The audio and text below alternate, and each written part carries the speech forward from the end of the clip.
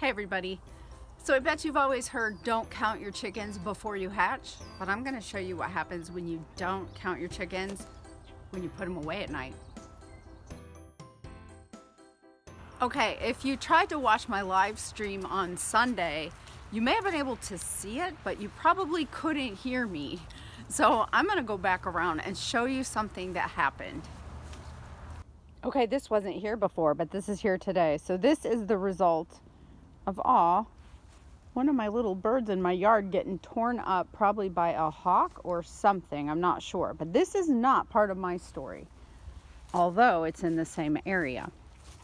Steve came out the other day and heard the chickens making a big ruckus, so he came running out and found a hawk with a chicken. Now, he said it was a crow-sized hawk. I don't know if you can see down there. There's a bunch of feathers down there too. But we found feathers all over. Steve said that when it flew away, it was more of like a crow-sized bird. So I'm thinking it was a Cooper's hawk. And don't worry, the chicken's fine. She just actually had a couple very superficial scratches on her neck and had a little bit of bleeding around her eye, which is completely fine. And it looks like the struggle happened way back there, and then Steve found them in the back here in the coop when she was trying to run back. So apparently there had been a struggle. She won. All is good. And yes, I know all of you are saying, how many times is a hawk going to get her chickens before she keeps them in? I hear you. The chickens were in. They were in their fenced-in area, but there are still a few that insist on getting out somehow. They shouldn't be able to, but they're still getting out, and that is how this happened. But they are back inside again. So here she is. It was one of the black Australorps, and I kept her in the cage, gave her the special treats, and kept her overnight. She was absolutely fine. Not a problem at all. I came out, and there was an egg the next morning, so all was good. Then that night, I went to go put her out with the rest of the chickens, and she seems to be kind of a wild one and flew out of the cage into Steve's garage.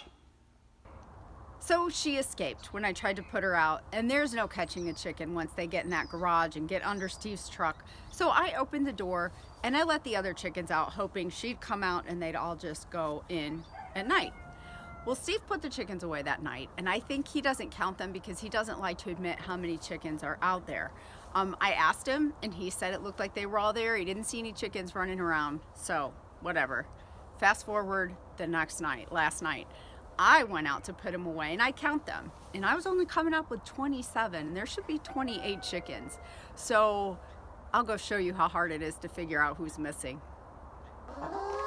Well, when I come out in the evening, I usually feed them too. And it is just a swarming mass of chickens. Good luck trying to count them, let alone figure out who's missing. But I counted several times. I went through figuring out every chicken that I had. Couldn't find any of them missing. I tell you, I have two black Australorps. There's one right there, and I swear I found two of them in here. So I thought maybe I just lost track because they hadn't even been out that day, so I knew they all had to be here. So I went and mentioned it to Steve, found out he hadn't counted the night before.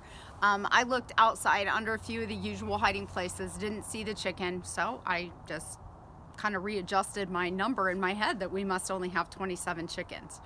Well, about an hour later, Steve came in from his garage and said he found my chicken. Somehow he found an egg. He heard a noise, found an egg. She had been under there. So I don't know how long she was under there. No food, no water. She managed to stay hidden in the garage twice while he went in and out on his way to work and didn't care, just hid. So she went about a full 24 hours without water. I don't know where she would have gotten water in here. And without food, which kind of is a concern after that stressful thing that she went through. But she's no worse for the wear. She's been laying eggs. She looks great. So today she's going to go back out. So the lesson learned is while you don't want to count your chickens before they hatch, you definitely want to count them after they hatch and they're in your coop. There have actually been a lot of times that from counting chickens, I've realized that one of them has been missing and found them in trouble somewhere, or just somewhere where something could have happened to them. So it's a good idea to always know how many chickens you have and where they are.